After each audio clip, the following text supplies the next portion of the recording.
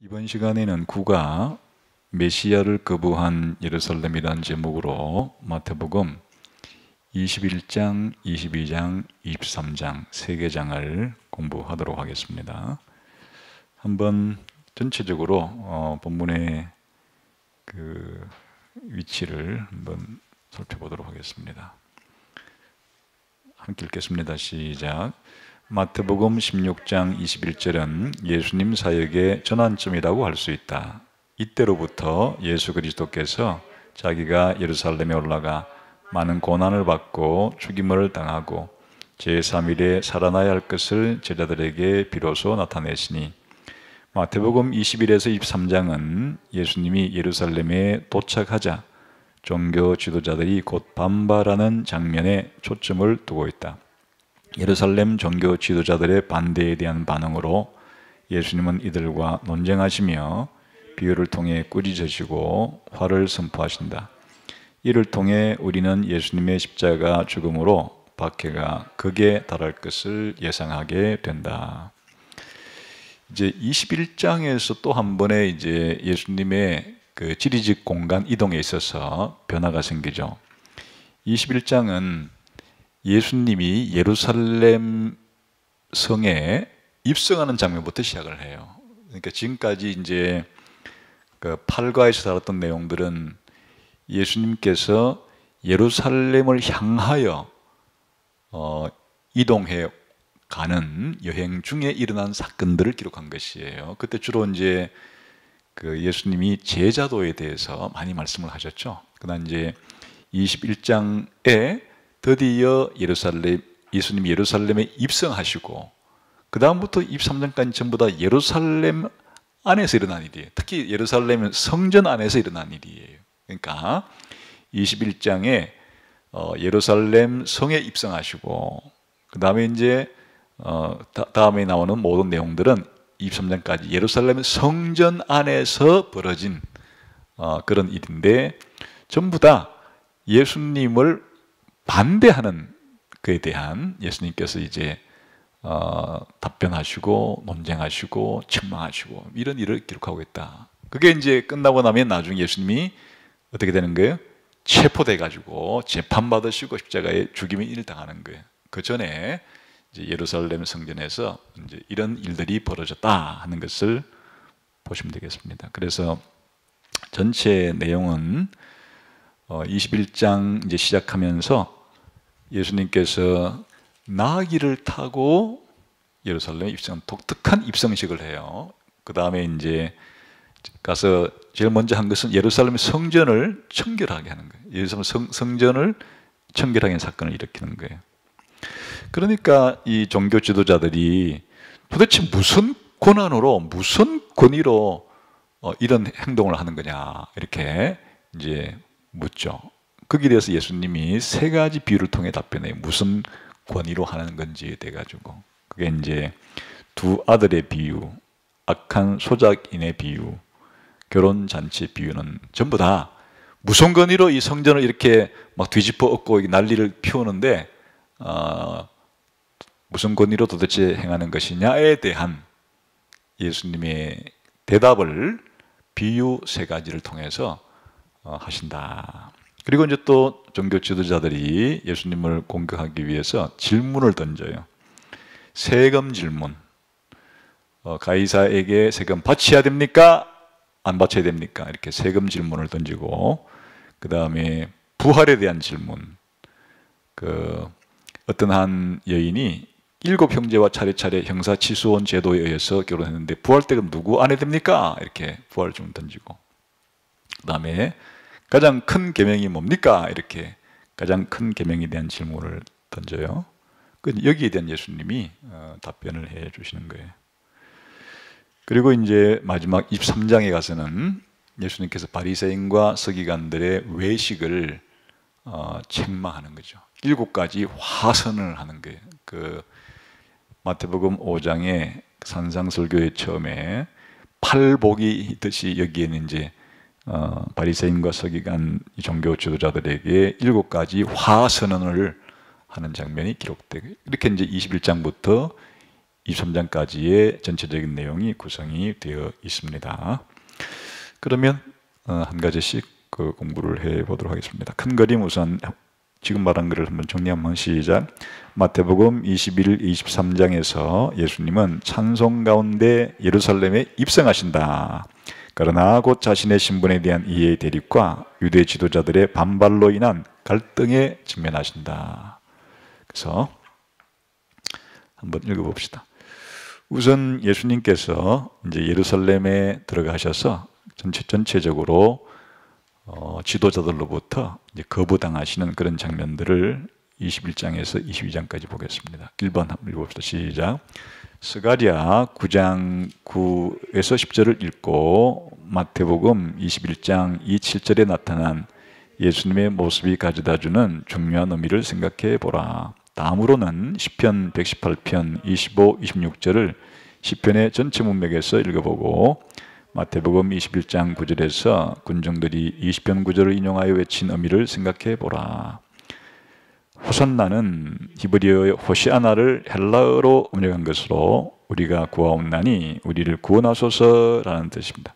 이러한 관찰들을 종합해 볼 때 이 본문에서 말하고자 하는 예수님의 신분은 무엇인지 말해보라. 지금 이제 예수님의 입성 장면에서 두 군데에 구약 성경의 배경이 있는 거예요. 하나는 스가랴 9장과 또 하나는 시편 118편의 그 내용들이 배경을 이루고 있습니다. 그럼 스가랴 9장 그 9절 10절을 한번 읽어보죠. 스가랴 9장 9절 한번 10절을 읽어보겠습니다.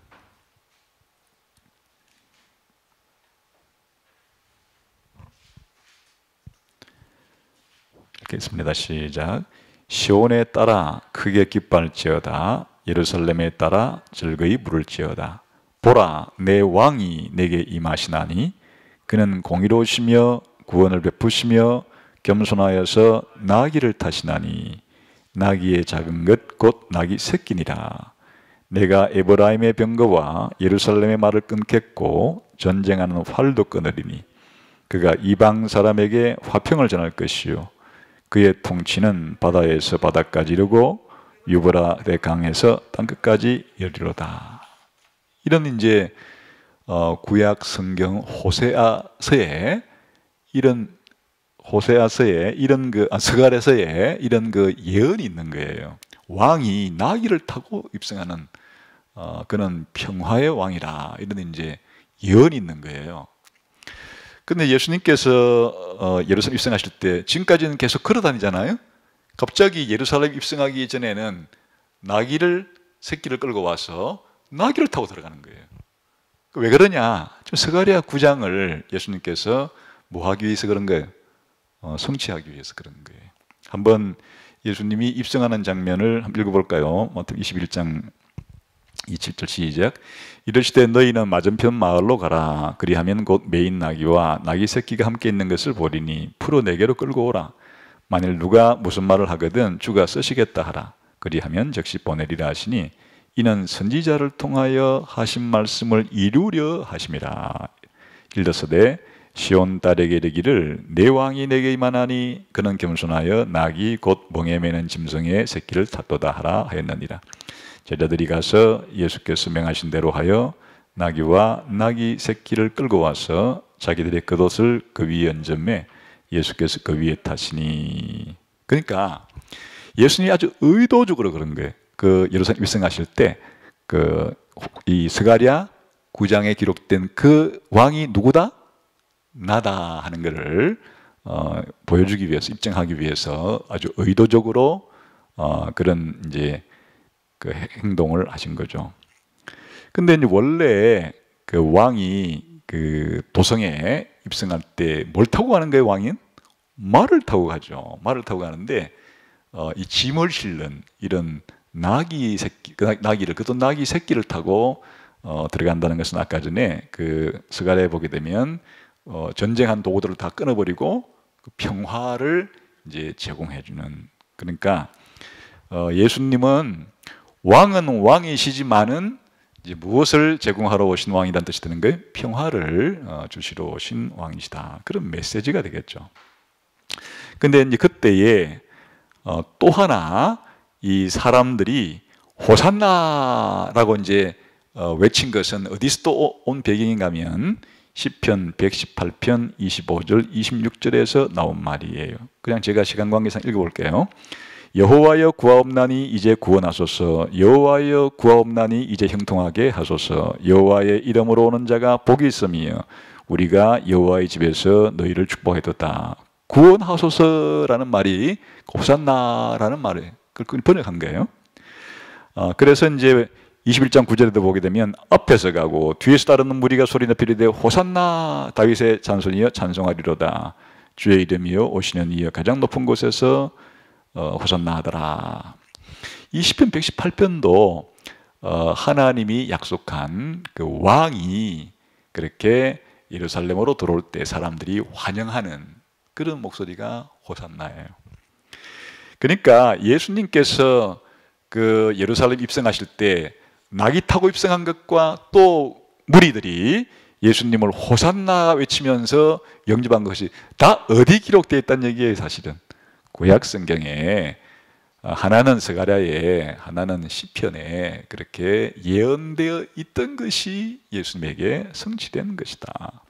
그럼 이 두 본문 전체가 의미하는 바는 전부 다 메시아 왕에 대한 메시지들이에요. 하나님이 종말에 주시고자 하는 그 메시아 왕에 대한 그런 이제 그 예언들이 예수님의 예루살렘 입성을 통해서 성취되었다 하는 것은 예수님이 누구시라는 거예요? 메시아시다. 그리고 메시아라는 의미 자체가 왕이시다. 그런데 왕이 지금 전쟁을 통해서 이스라엘 사람들이 기대하듯이 로마를 쫓아내고 이스라엘을 정치적으로 해방시키는 그런 왕은 아니고 아까 말한 평화의 왕으로 구원의 왕으로 이제 이 땅에 오신 것을 이런 장면을 통해서 말해주는 것이다. 그런 말이 되겠죠. 그리고 예수님이 이제 예루살렘에 들어오셔서 첫 번째 하신 일이 예루살렘 성전에 가가지고 이 장사치들의 이런 것들을 책망하시면서 아주 성전을 청결하게 하는 성전 청결이 되면 좋겠고 성전을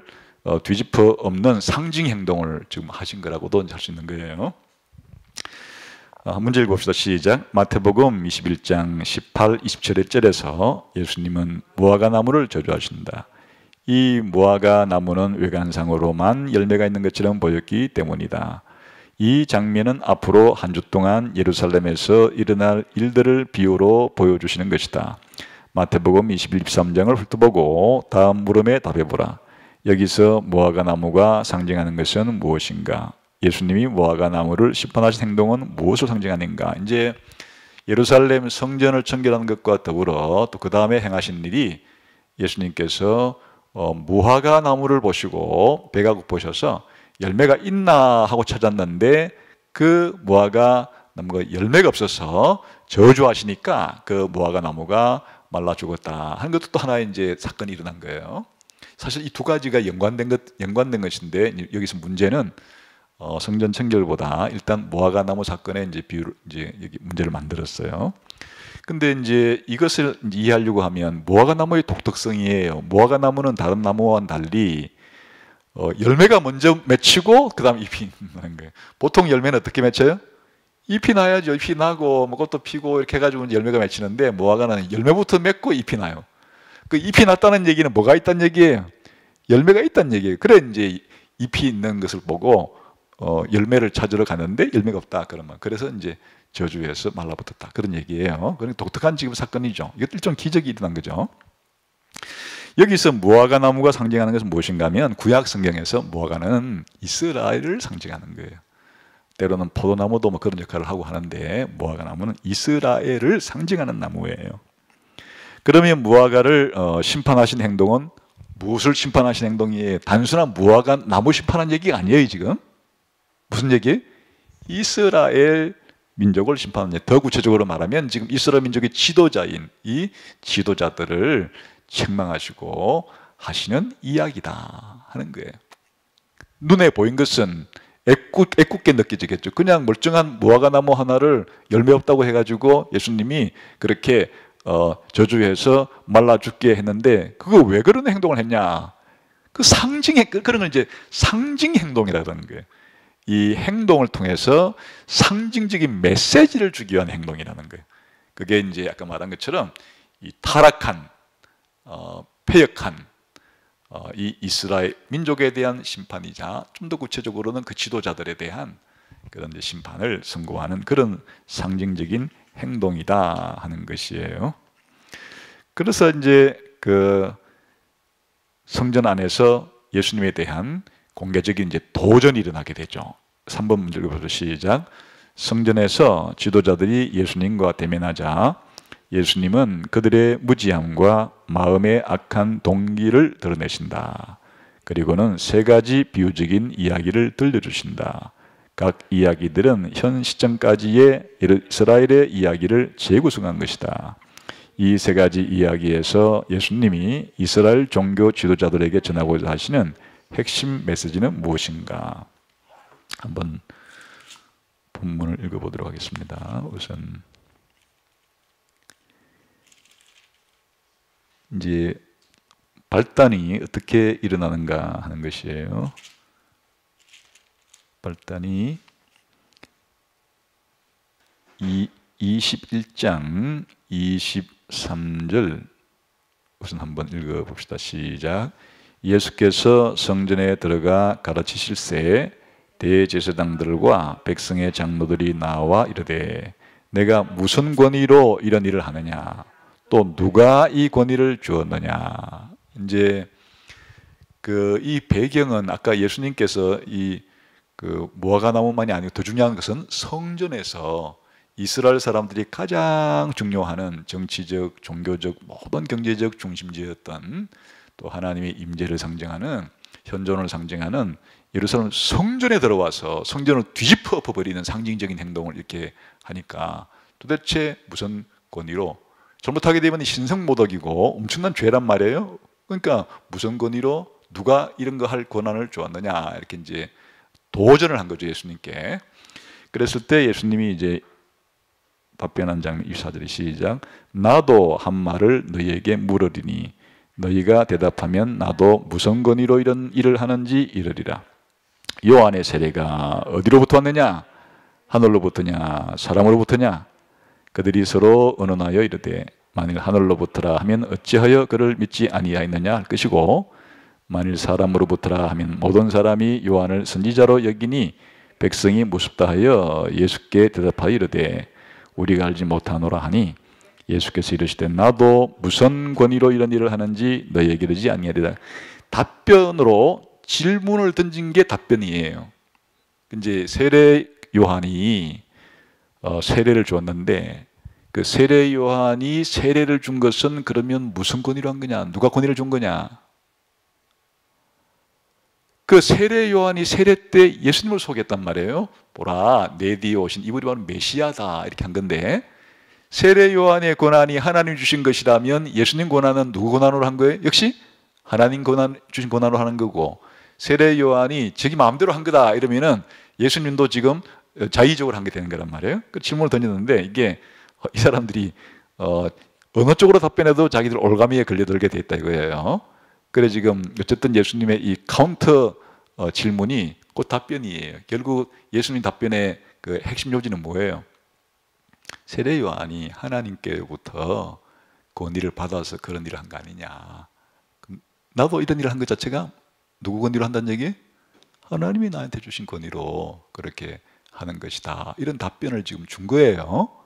그리고 이제 지금 나오는 이제 이 이후에 세 가지 비유는 전부 다 이 답변을 한 거예요. 비유로서. 29절 읽어보시죠. 시작. 대답하여 이르되 28절부터 시작. 그러나 너희 생각에는 어떠하냐? 어떤 사람에게는 두 아들이 있는데 맏아들에게 가서 이르되 오늘 포도원에 가서 일하라 하니 대답하여 이르되 아버지가 가겠나이다 하더니 하지 아니하고 둘째 아들에게 가서 또 그와 같이 말하되 대답하여 이르되 실소이다 하였다가 그 후에 뉘우치고 갔으니 그들 중에 누가 아버지 뜻대로 하였느냐? 이르되 둘째 아들이니이다. 예수께서 그들에게 이르시되 내가 진실로 너희에게 이르노니 세리들과 장녀들이 너희보다 먼저 하나님 나라에 들어가리라.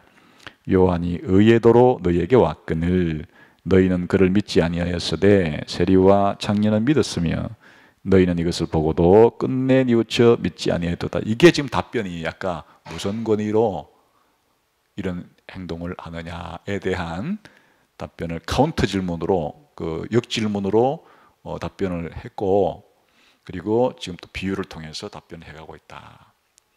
그러니까 이제 두 아들 비유는 이거예요. 어떤 두 아들이 있는데 부모에게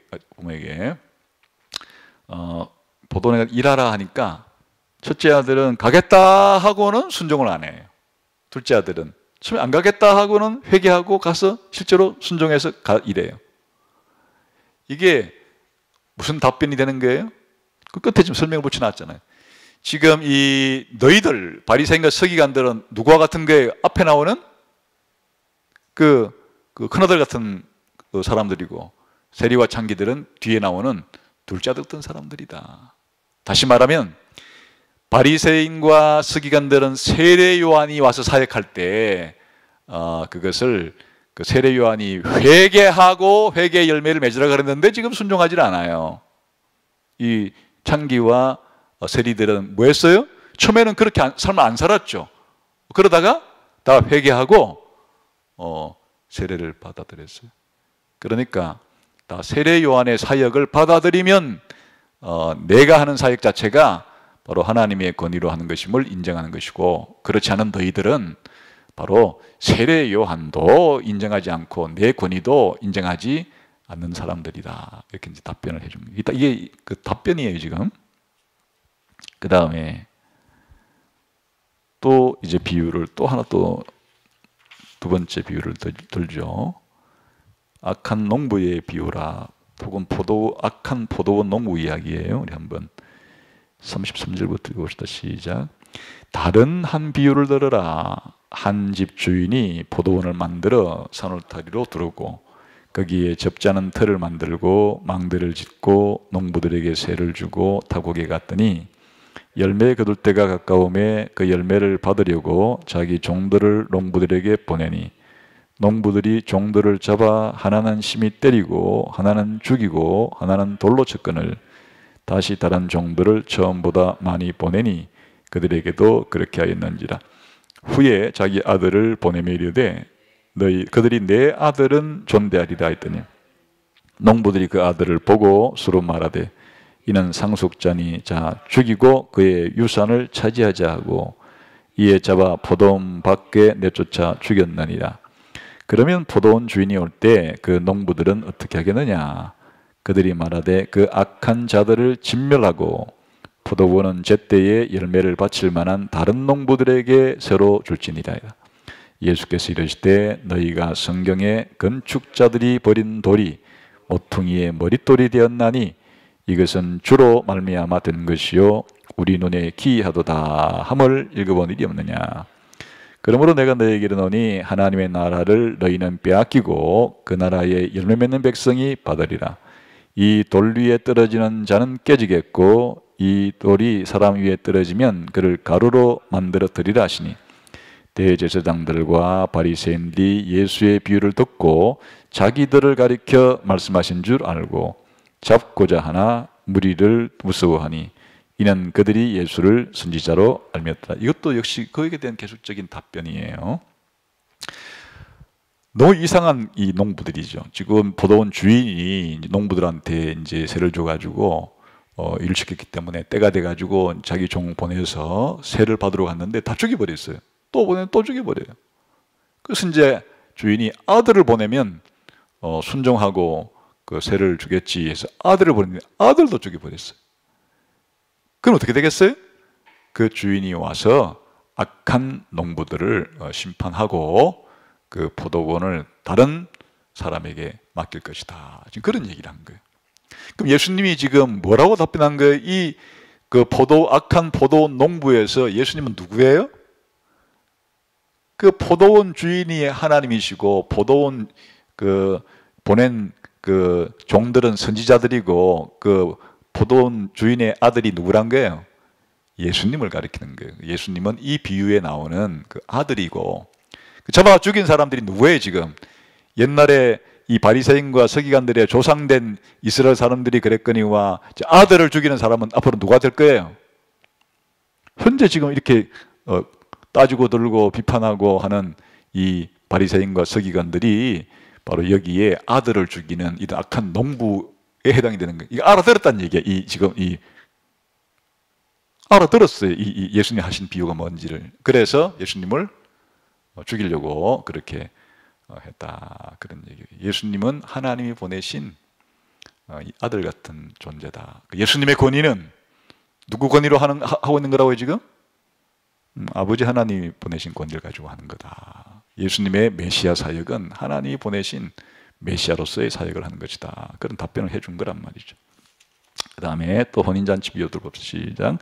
예수께서 다시 비유로 대답하여 이르시되 천국은 마치 자기 아들을 위하여 혼인잔치를 베푼 어떤 임금과 같으니 그 종들을 보내어 그 청한 사람들을 혼인잔치에 오라 하였더니 오기를 싫어하거늘 다시 다른 종들을 보내며 이르되 청한 사람들이 이르기를 내가 오찬을 준비하되 나의 소와 살찐 짐승을 잡고 모든 것을 갖추었으니 혼인잔치에 오소서 하라 했더니 그들이 돌아보지도 않고 한 사람은 자기 밭으로 한 사람은 자기 사업하러 가고 그 남은 자들은 종들을 잡아 모욕하고 죽이니 임금이 노하여 군대를 보내어 그 살인한 자들을 진멸하고 그 동네를 불사르고 이에 종들에게 이르되 혼인잔치는 준비되었으나 청한 사람들은 합당치 아니하니 내 그리 길에 가서 사람을 만나는 대로 혼인잔치에 청하여 오라 한대 종들이 길에 나가 악한 자나 선한 자나 만나는 대로 모두 데려오니 혼인잔치에 손님들이 가득한지라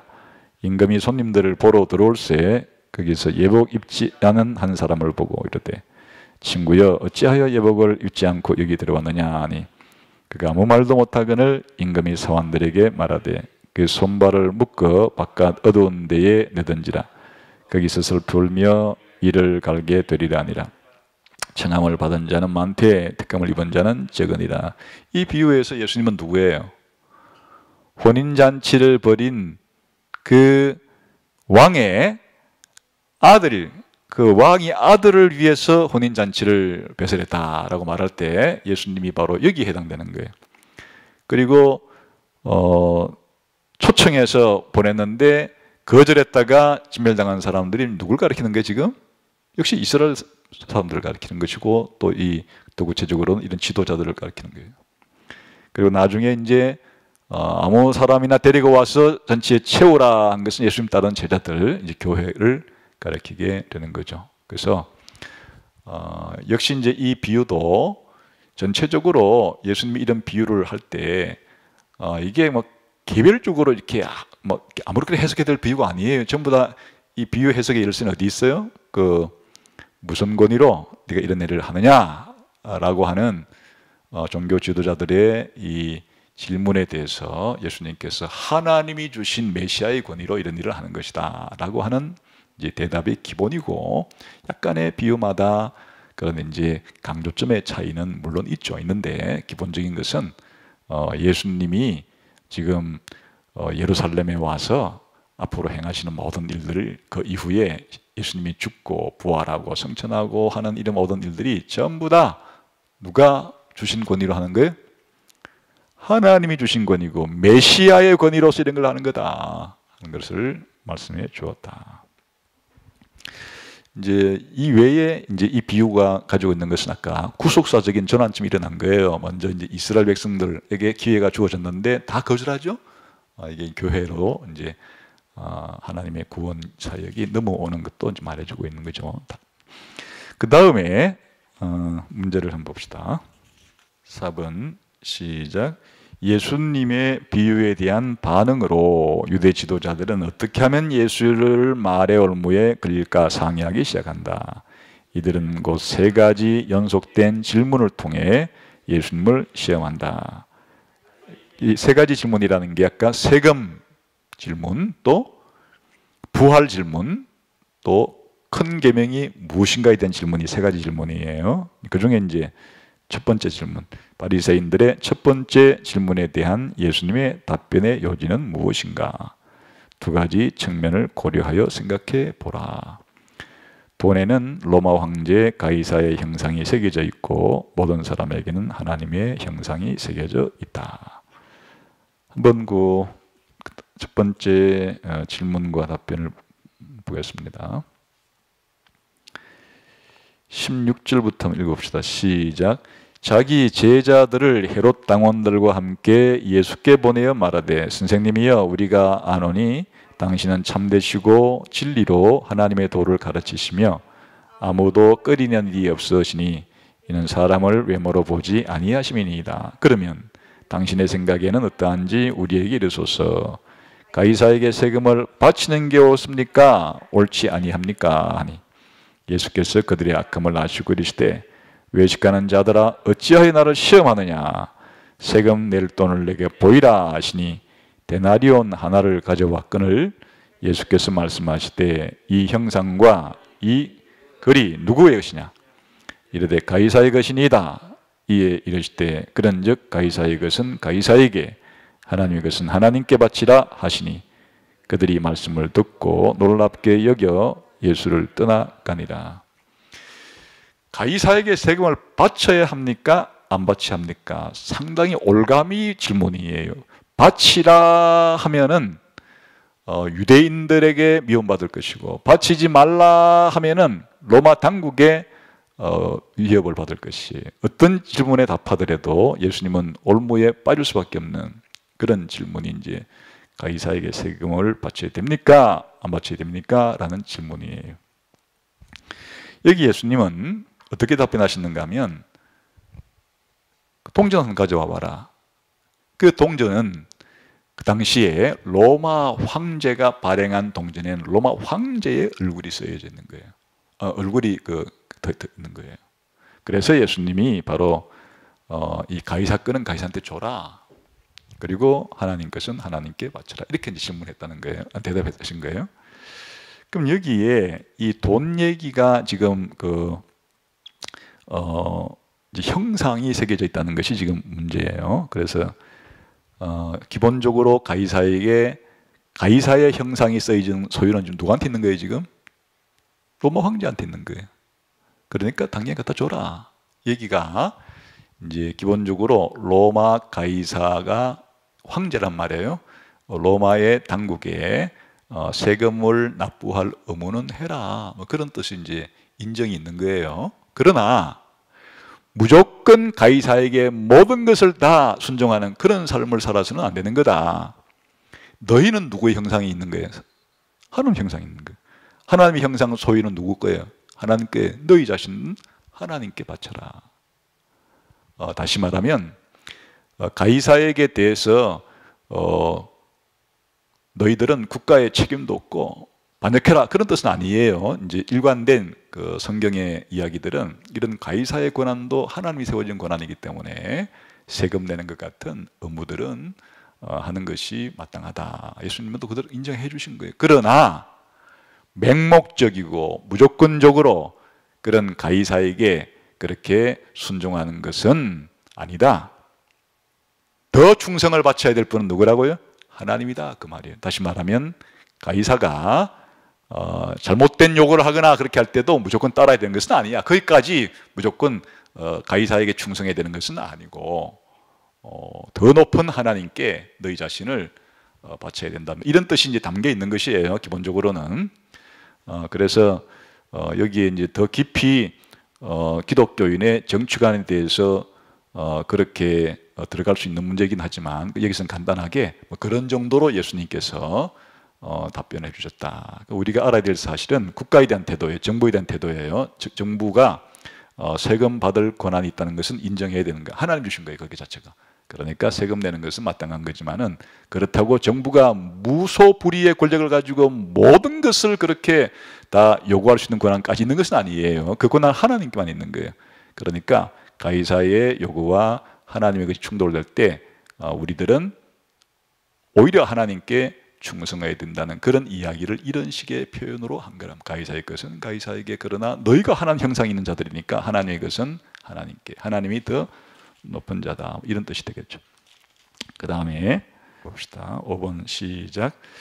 죽은 자들에게 장차 일어날 육체의 부활에 대한 주제는 구약 전반에서 발전되지만 모세오경에서는 잘 나타나지 않는다. 사두개인들은 자신들의 교리를 모세오경에 거의 절대적으로 의존하고 있기 때문에 부활을 믿지 않는다. 사두개인들의 질문에 대한 답변으로 예수님은 그들이 성경도 하나님의 능력도 알지 못하는 거로 오해한다며 책망하신다. 예수님은 이런 말씀을 어떻게 입증하시는가?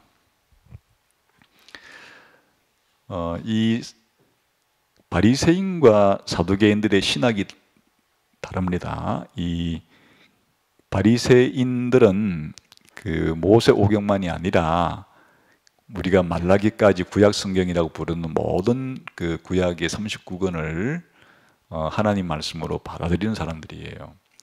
그러나 이 사두개인들은 모세오경만을 성경으로 인정하는 사람들이에요.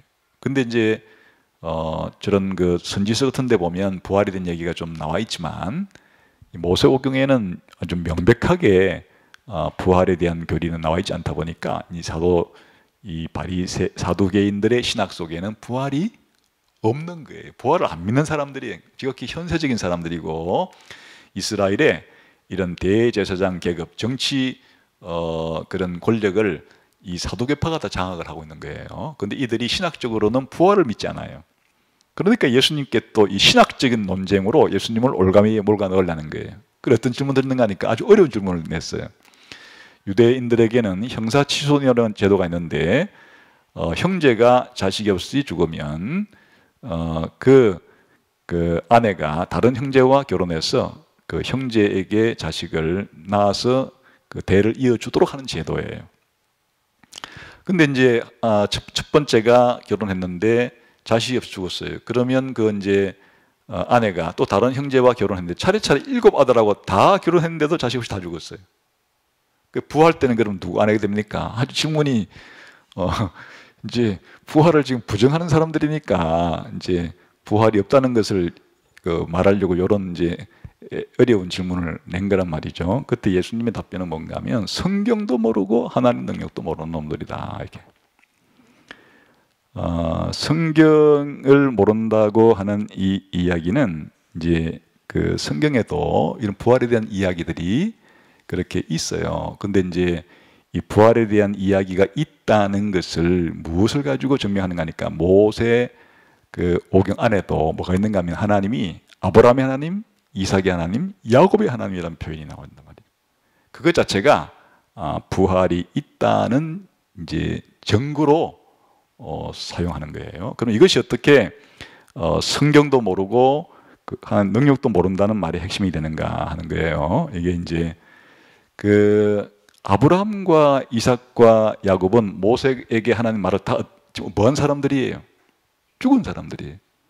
모세에게 하나님이 이렇게 자기를 표현할 때.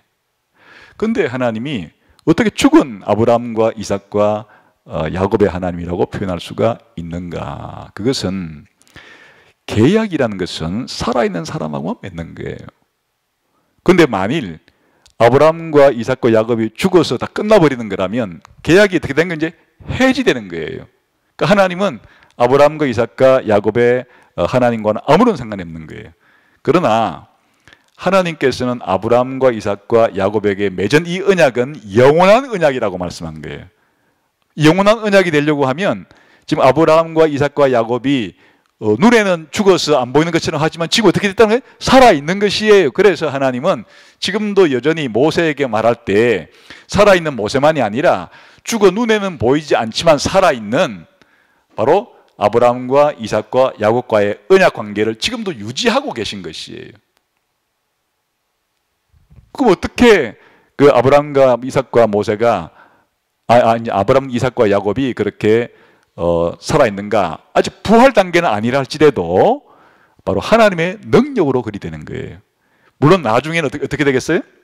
부활하겠죠.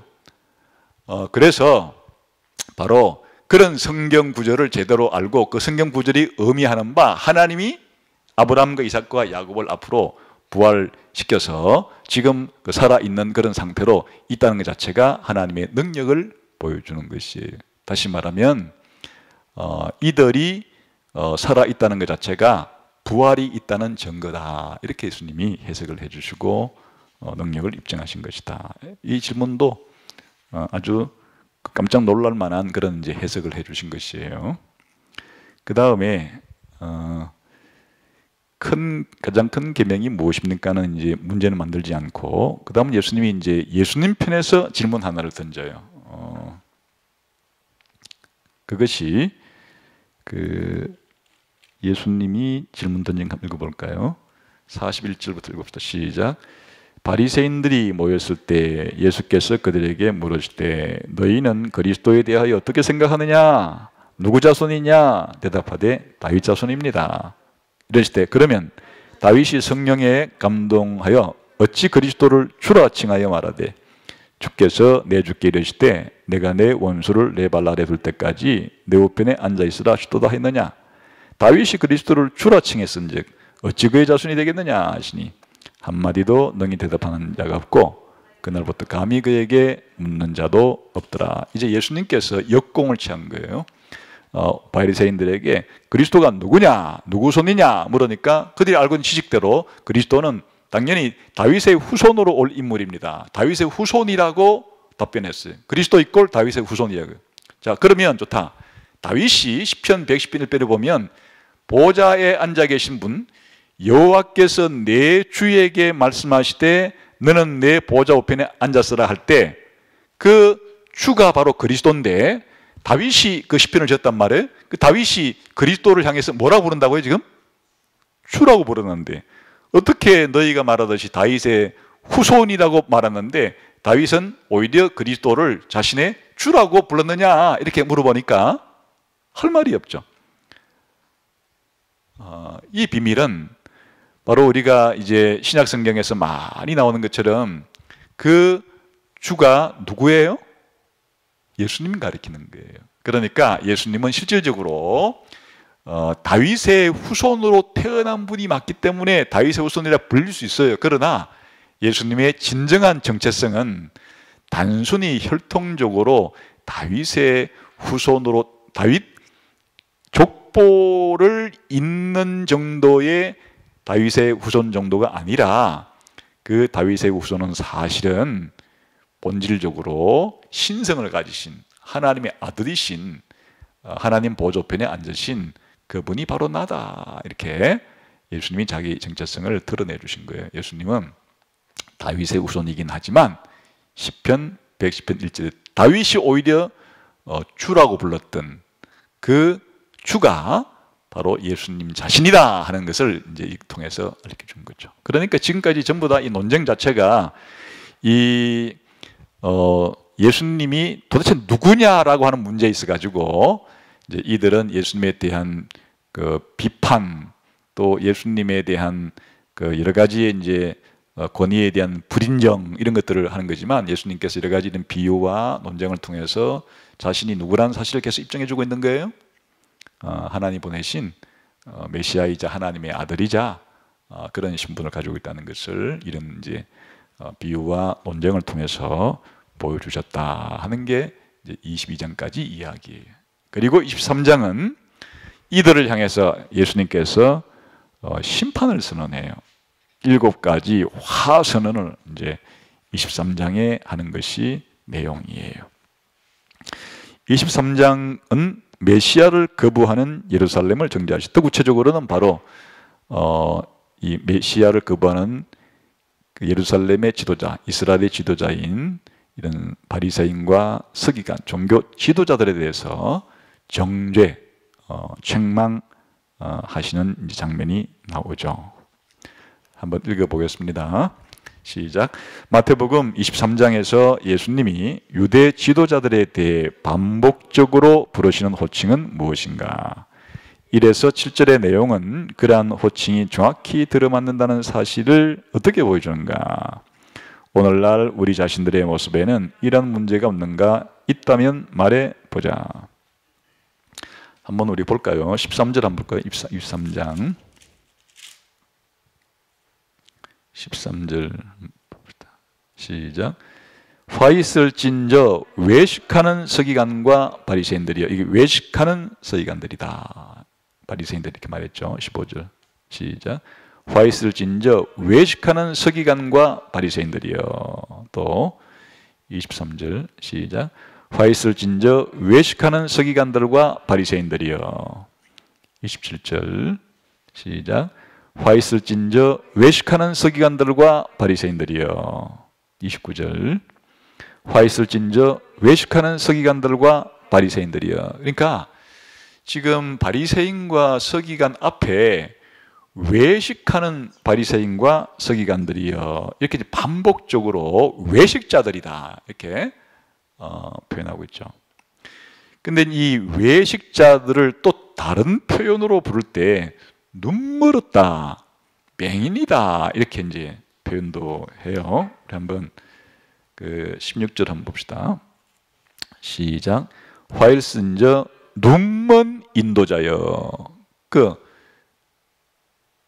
외식하는 자여라는 다른 말이 눈먼 자들이여 이렇게 좀 표현한단 말이죠. 그 다음에 그 17절 봅시다. 시작. 어리석은 맹인들이여. 역시 맹인들이여. 또 그 앞에다가 어리석기도 한 맹인들이여 이렇게 붙였죠. 그 다음 19절 봅시다. 시작. 맹인들이여. 이건 역시 또 여기서 맹인만 그렇게 사용했습니다.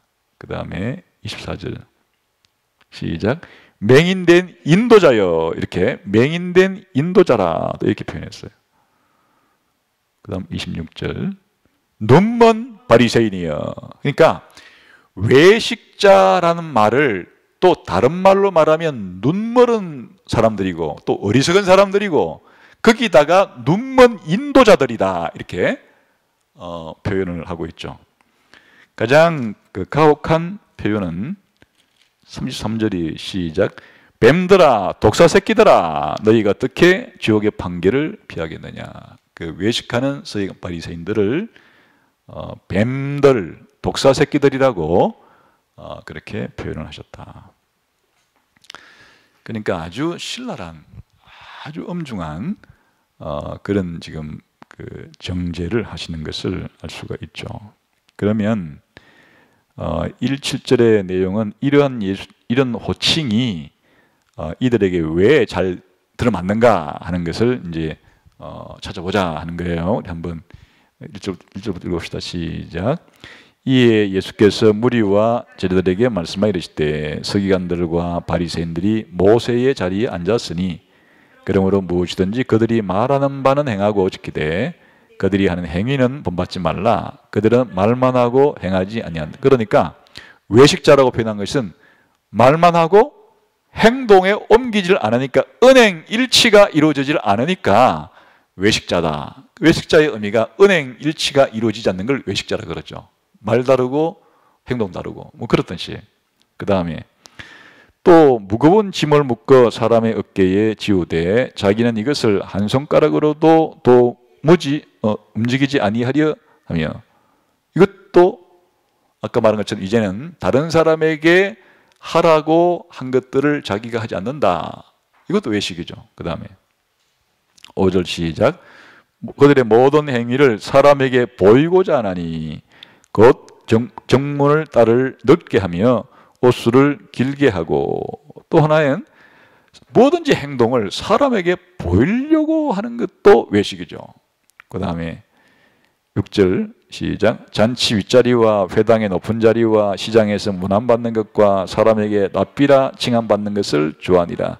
다른 사람으로부터 온갖 존경을 다 받고자 하는 것도 자기의 내실과 걸맞지 않게 이렇게 하는 것도 다 외식이다. 온갖 이런 외식들이 쌓여 있다. 그래서 그렇게 불렀다는 거예요.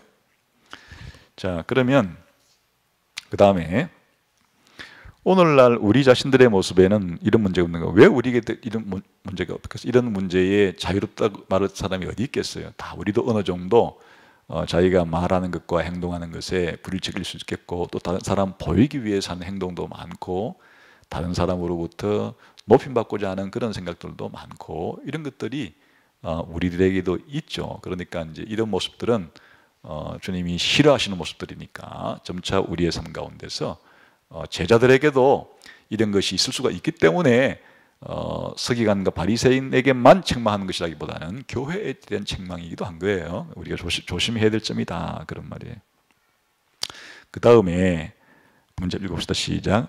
예수님이 지도자들에게 선포한 7가지 화에서, 요게 이제 23장 13절에서 36절까지 전부 다 7가지 화의 내용이에요. 현저하게 부각되는 쟁점들을 요약해 보라. 이와 유사한 가르침이 앞장에서도 이미 등장했다. 몇 장인지 기억하는가? 7가지 이제 화가 13절부터 나와 있어요. 우리 한번 봅시다. 그런데 이 7가지 화는 두 개씩 쌍을 이뤄요. 두 개씩 다 같은 내용을 2번 약간 표현만 다르게 반복한 거예요. 그래서 한번 첫 번째 봅시다. 시작. 화일 선지자 외식하는 서기관들과 바리새인들이여, 너희는 천국 문을 사람들 앞에서 닫고 너희도 들어가지 않고 들어가라는 자도 들어가지 못하게 한도다. 화일 선지자 외식하는 서기관들과 바리새인들이여, 너희는 교인 한 사람을 얻기 위하여 바다와 육지를 두루 다니다가 생기면 너희보다 100배나 더 지옥 자식이 되게 한도다. 이들의 이 외식의 첫 번째 특징은 자기들만 멸망의 길로 달려가지 않고 다른 사람까지 멸망의 길로 끌어들이는 게 이게 외식의 특징이에요. 그냥 자기 하나 잘못해서 자기만 망하는 데 그치질 않아요. 이 외식자 특징은 다른 사람까지 멸망의 길로 끌어들이는 거예요. 그래서 소경을 인도하면 둘 다 멸망의 길로 빠진다, 그런 말이에요. 그래서 눈먼 인도자여라고 말해요. 눈먼 인도자니까 이들을 따라오는 사람들도 다 눈먼 사람들이에요. 그리고 함께 멸망의 길로 달려가요. 그래서 나라에 이런 위선적인 가식적인 지도자가 생기게 되면 자기만 망하는 게 아니라 나라도 망치는 거예요. 회사에 기업체도 마찬가지. 이런 외식자가 기업을 운영하게 되면 자기만 망하는 게 아니라 기업도 망치는 거예요. 물론 교회도 마찬가지겠죠. 교회도 외식자가 목회자가 되게 되면 자기만 망하는 게 아니라 교인들도 망치는 거예요. 이단들이 바로 다 이런 경우에 해당되는 거죠. 꼭 외식이라고 해서 그냥 말과 행동만 다른 게 문제가 아니다. 이게 얼마나 심각한 문제인가 하면 자기도 망하고 다른 사람도 망하게 하는 거다. 쉽게 말하면 자기도 천국 못 들어가고 다른 사람도 천국 못 들어가게 만드는 것. 자기도 망하고 다른 사람도 망하게 만드는 것이다. 심각한 문제다, 그런 말이죠. 그러니까 이 지도자가 자기도 분명하게 알지 못하는 사실을 또 자기가 안다고 착각하는 스스로에게 속을 수가 있어요. 자기가 스스로에게 자기 생각에 옳다고 믿는데 그게 잘못 알고 있는 것들이면 다른 사람도 망치는 일을 하게 된다. 그러니까 참 이 외식자의 문제, 가식자의 문제가 심각하다 하는 것을 알 수가 있죠. 그래서 지금 같은 얘기예요. 지금 첫째, 둘째 얘기는 표현만 약간 다를 뿐이지 같은 이야기를 하고 있다는 걸 알 수가 있겠죠. 그 다음 셋째 봅시다. 시작. 화했을 진저 눈먼 인도자여, 너희가 말하되 누구든지 성전으로 맹세하면 모일거니와 성전의 금으로 맹세하면 지킬지라 한도다. 어리석은 맹인들이 어느 것이 크냐? 금이냐? 금을 거룩하게 하는 성전이냐? 너희가 또 이르되 누구든지 제단으로 맹세하면 아무 일 없거니와 그 위에 있는 예물로 맹세하면 지킬지라 한도다. 맹인들이 어느 것이 크냐? 그 예물이냐? 예물을 거룩하게 하는 제단이냐? 그러므로 제단으로 맹세하는 자는 제단과 그 위에 있는 모든 것으로 맹세하며 또 성전으로 맹세하는 자는 성전과 그 안에 계신 이로 맹세하며 또 하늘로 맹세하는 자는 하나님의 보좌와 그 위에 앉으신 이로 맹세함이니라. 또 이것과 같은 내용을 다르게 표현한 게 네 번째. 시작. 화있을 진저 외식하는 서기관들과 바리새인들이여, 너희가 박하와 회양과 건채 11조는 들이되 율법에 더 중한 바 정의와 긍휼과 믿음은 버렸도다. 그러나 이것도 행하고 저것도 버리지 말아야 할지니라.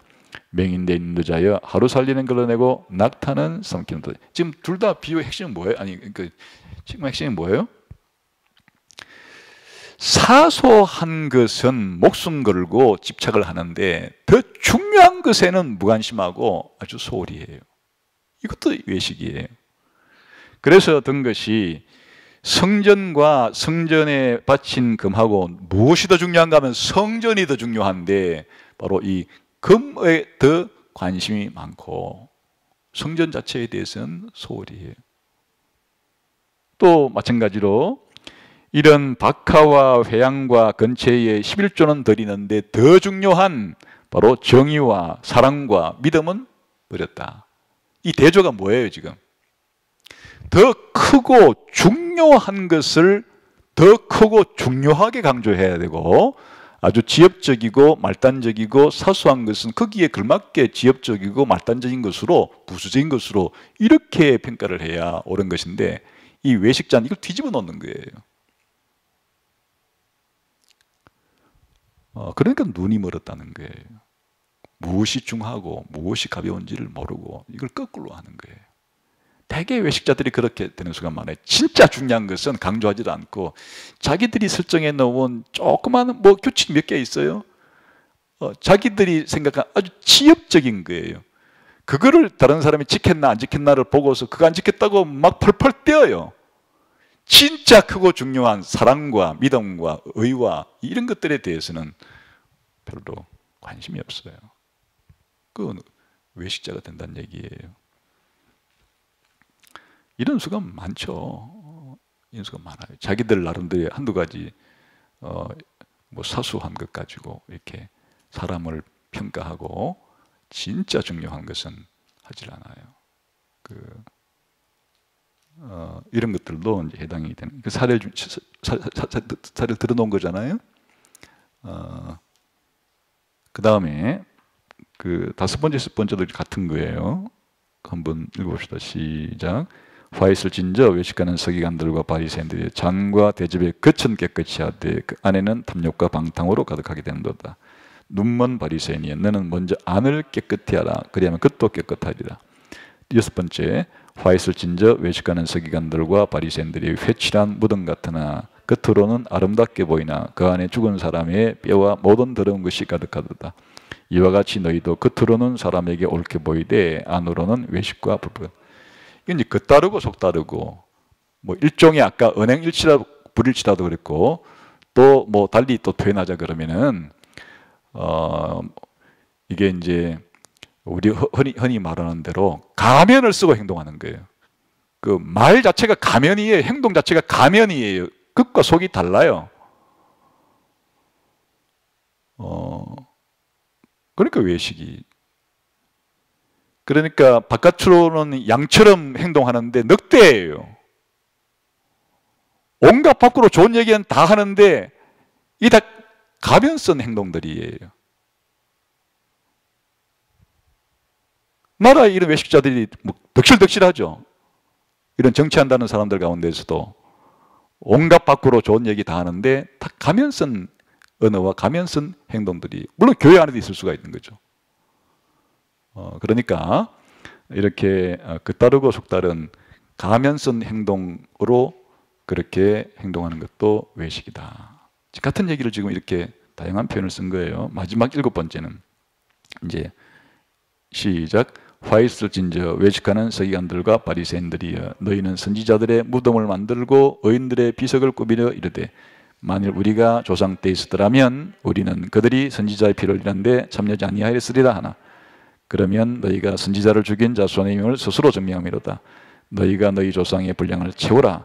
뱀들아 독사의 새끼들아 너희가 어떻게 지옥의 판결을 파하겠느냐. 그러므로 내가 너희에게 선지자들과 지혜 있는 자들과 서기관들을 보낼 때 너희가 그 중에 들은 죽이거나 십자가에 못 박고 그 중에 들은 너희 회당에서 채찍질하고 이 동네에서 저 동네로 다니며 받게 하리라. 그러므로 의인 아벨의 피로부터 성전과 제단 사이에서 너희가 죽인 바갈의 아들 사갈 피까지 땅 위에서 흘린 의로운 피가 다 너희에게로 돌아가리라. 내가 진실로 너희에게로 오니 이것이 다 이세에 돌아가리라. 옛날에 그 핍박한 것들은 편 사람들은 다 옛날 사람들이고 우리는 그렇게 안 합니다라고 하는데 너희들도 똑같은 행동을 하고 있다. 너희 조상들이 선지자를 핍박했던 것처럼 지금 너희들이 바로 세례 요한 핍박하고 나를 핍박하고 앞으로 예수님 따르는 자들을 핍박하고 전부 다 똑같은 행동들 하고 있다.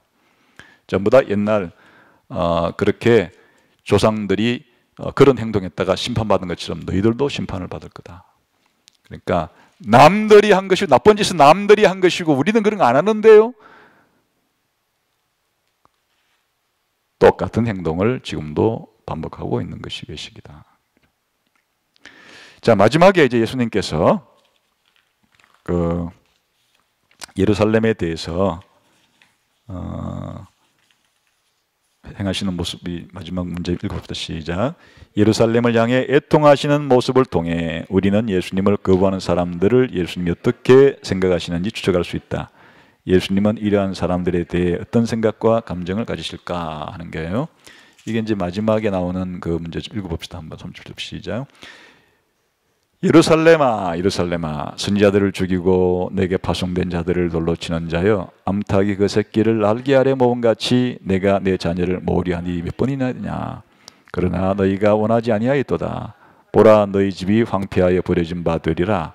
내가 너희에게 이르노니 이제부터 너희는 찬송하리로다. 주의 이름으로 오시는 이 할 때까지 나를 보지 못하리. 비록 이와 같이 예루살렘의 심판을 선고하고는 있으나 예수님께서 암탉이 또 그 자기 새끼를 날개 아래 보호리 한 것처럼 그렇게 사랑과 애정을 가지고 그들이 돌아오기를 예수님께서 바라셨다. 예수님이 이 바리새인과 서기관들, 이 외식자들에 대해서 심판을 선고하긴 하지만 그들이 회개하기를 위해서 많은 예수님께서 그렇게 시도를 하시고 긍휼과 사랑의 마음으로 대했다 이렇게 하는 것을 알 수가 있죠. 그래서 예수님이 이렇게 이 바리새인과 서기관들을 정죄한다고 해서 사랑과 긍휼의 마음이 없이 냉혹한 그런 마음으로만 한 것이 아니다 하는 걸 알 수 있어요. 예수님께서 또 하나님 아버지께서도 마찬가지죠. 그 심판을 행하시지만 공의를 하시지만은 그들에게 회개를 기회를 주시고 그들이 돌아오기를 바라시고 하시는 그런 아버지의 마음도 읽을 수 있어야 한다. 이렇게 그 예수님이 심판하신 내용들을 긍휼의 마음과 함께 볼 수도 있는 눈을 열어야 된다 이렇게 말했습니다. 우리가 이번 과에서 공부한 내용은 이처럼 예수님이 예루살렘에 입성하셔서 성전에서 극렬한 반대를 받으시고 그들에 대한 위선을 책망하신 것을 통해서 이제 앞으로 예수님이 이들의 손에 죽임을 당하겠구나 하는 것을 알 수가 있는 거죠.